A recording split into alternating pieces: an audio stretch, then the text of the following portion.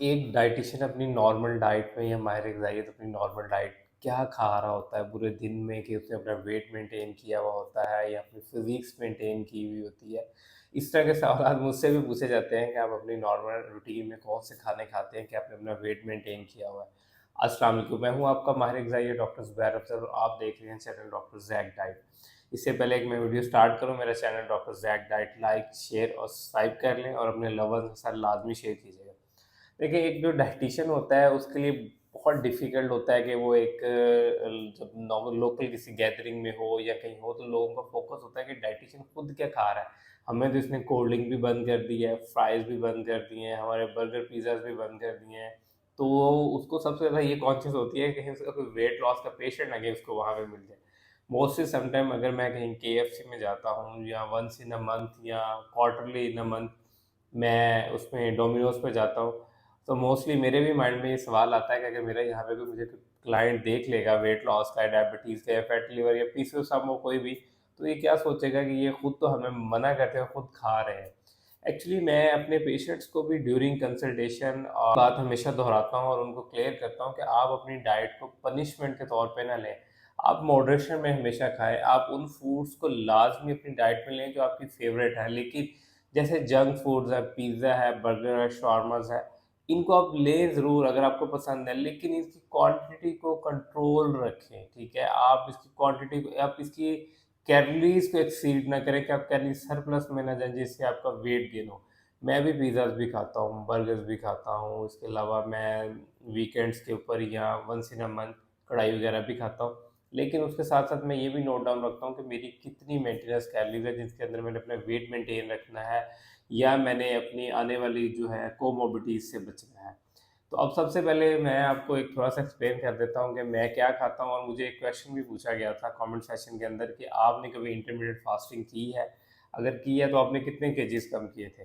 तो आज मैं इंटरमिटेंट फास्टिंग या अपना एक मील प्लान जो आपके साथ शेयर करूँ जो मैंने खुद फॉलो किया था और कितने केजीज़ किए थे वो भी बता देता हूँ। तो आपने अगेन मेरा चैनल लाइक, शेयर, सब्सक्राइब कर लेना है।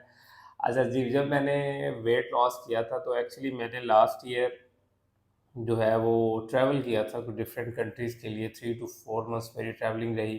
लाइक पहले मैंने ट्रैवल किया तो मेरा कोई 38 डेज़ का पीरियड था जिसमें मेरी काफ़ी लाइफ रूटीन जो है डिस्टर्ब हुई। ये है कि आपका टाइम फ्रेम भी चेंज हो जाता है। जब आप कंट्री टू कंट्री ट्रैवल करते हैं तो टाइम में भी डिफरेंस आ जाता है। जैसे रिसेंटली मैंने मलेशिया लास्ट ईयर ट्रैवल किया था, जो मेरा 10 डेज़ का टूर था उससे पहले भी मेरी थोड़ी-सी डिस्टर्बेंस थी कि मेरा टाइम का स्केड्यूल था। तो मलेशिया का टाइम डिफरेंस ये है कि वो हमसे 3 घंटे आगे है पाकिस्तान से। तो मलेशिया मतलब अगर यहाँ पाकिस्तान में सुबह 1 बजे है, वहाँ पे 4 बजे है। तो आपका स्लीप साइकिल भी डिस्टर्ब होता है। तो वहाँ जाके तो टोटली मैंने कोई भी डाइट नहीं फ़ॉलो की थी। वो 10 दिन मैंने बहुत टका के खाया था, पिज़्ज़ा, बर्गर, शावरमाज़ वगैरह। ख़ैर वहाँ पे शावरमाज़ तो नहीं मिलते लेकिन वहाँ की जो जितनी भी ट्रेडिशनल फूड्स थी, मलेशिया की एक बड़ी फ़ेवरेट फूड है और उनके राइस हैं बेसिकली वो है तो बेसिकली इंडियन ओरिजिन तो वो मैंने वहाँ पे बहुत खाई थी।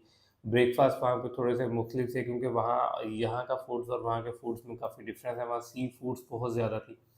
तो मैंने 10 डेज़ वो गुज़ारे, उसके बाद अगेन आके मैंने एक नॉर्दर्न का टूर कर लिया, तो कोई 1.5 माह मेरी काफ़ी डाइट डिस्टर्ब रही, जिससे मैंने 5 टू 6 केजीज़ वेट गेन कर लिया। तो 5 टू 6 केजीज़ वेट गेन करने के बाद मेरा वेट 70 केजी पे चला गया, जो मैंने 62-63 के ऊपर अराउंड 3-4 ईयर से मेंटेन किया हुआ था। तो अब मुझे फ़ील हो रहा था कि मेरा वेट बढ़ गया है, मेरी सर्कमफेरेंस जो है वेस्ट सर्कमफेरेंस 32 से 34 चली गई, तो मुझे इसको कम करना चाहिए। जो मैं अपनी पर्सनल इन्फॉर्मेशन के अकॉर्डिंगली आपको एक प्लान बता देता हूँ कि मैंने कैसे बनाया था। जैसे कि मेरी हाइट 5 फुट 5 इंच है, मेरी एज 26 ईयर्स है, वेट उस वक़्त 70 केजी था, तो उसके अकॉर्डिंग अगर मैं अपनी मेंटेनेंस कैलोरीज़ काउंट करता था, तो वो 1575 बनती थी। अब ज़ाहिर है मैंने वेट कम करना है, तो मैंने सबसे जो कन्वीनिएंट मेथड था, वो इंटरमिटेंट फास्टिंग था। मैंने उसको चूज़ किया। नॉर्मली मैं अपनी जो नॉर्मल डाइट लेता हूँ, वो पोर्शन कंट्रोल लेता हूँ और मैंने इंटरमिटेंट फास्टिंग को चूज़ किया। मेरी स्लीप साइकिल के अकॉर्डिंगली जो मेरी विंडो बनती थी वो बेसिकली बनती थी 10 टू 7 या 12 टू 9 बनती थी। तो मैंने जो फर्स्ट 2 वीक्स चूज़ की थी वो 10 टू 7 विंडो चूज़ की थी और जो मेरा पहला ब्रेकफ़ास्ट इसके अंदर था वो बेसिकली था कि मैं नॉर्मल वही ब्रेकफ़ास्ट आजकल भी वही लेता हूँ कि 2 अंडों का ऑमलेट, उस ऑमलेट के अंदर क्या होता था बेसिकली टमाटर, मिर्च, ज़ीरा वगैरह और 2 अंडों के ऑमलेट के साथ 1 कप दही या उस 1 कप दही की 2 गिलास लस्सी। तो ये मेरा बेसिकली ब्रेकफ़ास्ट होता था। मैं चाय या कॉफ़ी लाइक नहीं करता, कॉफ़ी मैं पीता हूँ लेकिन on end of in winters में पीता हूँ, नॉर्मली मुझे चाय या कॉफ़ी पसंद नहीं है। इसके बाद जो मेरा नेक्स्ट मील होता था, वो नेक्स्ट मील मेरा होता था अराउंड 3 बजे के करीब, क्योंकि मैं अपनी क्लिनिक प्रैक्टिस से फ्री होने के बाद 10 से 2 बजे तक प्रैक्टिस करता हूँ, तो 3 बजे मैं अपना ब्रेक लेता था।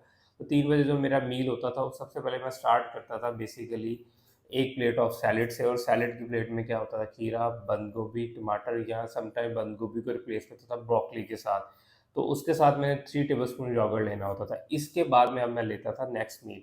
कि ये जब मैंने अपना सैलेड की प्लेट ले लेता तो इसके बाद नेक्स्ट जो मील होता था वो बेसिकली होती थी एक 6 इंच की रोटी, प्रेफरेबली जौ की। अगर जौ की अवेलेबल नहीं है तो फिर मैं गंदम की लेता था, और उसके साथ जो है वो चिकन या मटन की बना हुआ जो सालन है वो मैंने एक प्लेट लेनी होती थी। ये मेरा एक मील था। इसके बाद इवनिंग में या तो मैं कॉफ़ी लेता था विदाउट शुगर, या फिर ग्रीन टी लेता था। इसके बाद आ जाता है मेरा रात का खाना। रात का खाना मोस्टली मैं प्रेफरेबली 7:30 बजे तक ले लेता था, क्योंकि उन डेज़ में मैंने अपनी क्लीनिंग टाइमिंग चेंज कर ली थी, जब मैंने इंटरमीडिएट फास्टिंग की थी। तो फिर रात के खाने में मोस्टली मेरा होता था एक ग्रिल पीस ऑफ चिकन, वो चेस्ट पीस होता था या लेग पीस होता था, और उसके साथ-साथ 1 प्लेट सैलेड की, 3 टू 5 टेबलस्पून योगर्ट। और इसके बाद जो लेना होता था वो मैंने 10 टू 15 आलमंड्स लेने होते थे, और हाफ कप मिल्क। तो 8 ओ क्लॉक तक जो है मैं अपनी इंटरमीडिएट फास्टिंग की विंडो क्लोज़ कर देता। उसके बाद मैं कोई मील्स नहीं लेता था। उसके बाद अगर लेना तो पानी, या सम हो कभी-कभार ग्रीन टी ले लेता, अदरवाइज़ नहीं। तो ये मेरा एक इंटरमिटेड फास्टिंग प्लान था, जिसमें मैंने 1 मंथ में 7 केजीज़ रिड्यूस किया था।